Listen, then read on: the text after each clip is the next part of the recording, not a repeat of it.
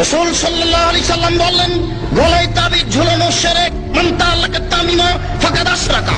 কেউ যদি তাবিজ ঝুলায় তাহলে ও শিরক করলো।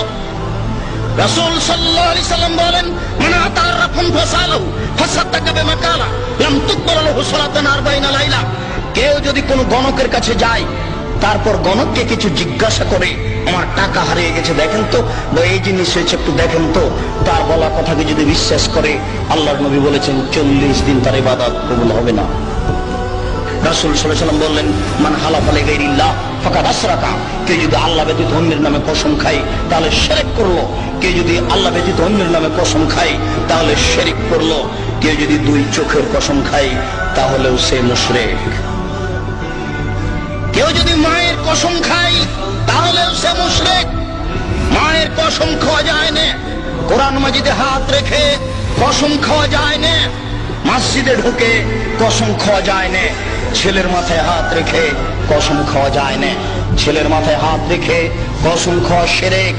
এইভাবে হাত চালিয়ে ভাগ্য পরীক্ষা করা শিরক। টিয়া পাখির মাধ্যমে ভাগ্য পরীক্ষা করা শিরক। হাতের দাগ দেখে ভাগ্যের কথা বলা শিরক।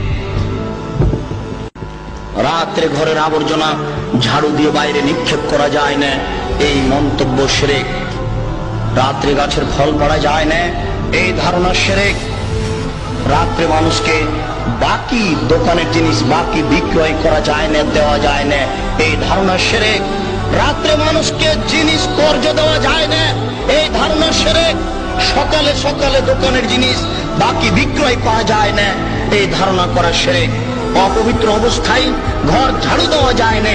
আপনার স্ত্রী, আপনার বৌমা অপবিত্র অবস্থায় ফরজ গোসল না করে ভাত রান্না করতে পারে না, ঘর ঝাড়ু দিতে পারে না, এগুলি ধারণা করা শিরক। বাড়িতে যে নেতা নেত্রীর ছবি ঝুলে রেখেছেন, এরকম ছবিকে সম্মান করা শিরক। পিতামাতার যে ছবি আপনি বাড়িতে ঝুলে রেখেছেন, এরকম ছবিকে সম্মান করা শিরক। ছবি মূর্তিকে মূল্যায়ন করা শিরক। জন্মদিবস পালন করা শিরক, মৃত্যু দিবস পালন করা শিরক, কবরে ফুল চড়ানো শিরক।